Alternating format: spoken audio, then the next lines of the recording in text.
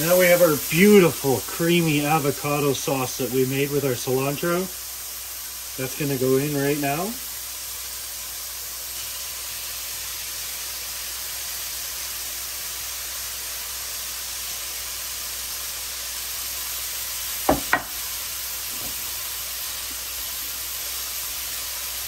And then we're going to gently toss this.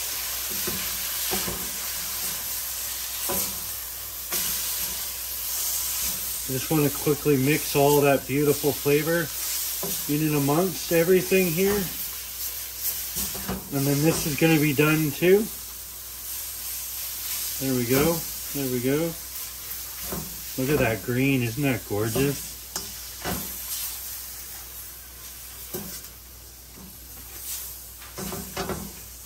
Beautiful. Ooh, that smells so deep and so rich. This is ready to go, so we're going to take this off the heat, plate it up, and then we'll bring it over for the finishing shots.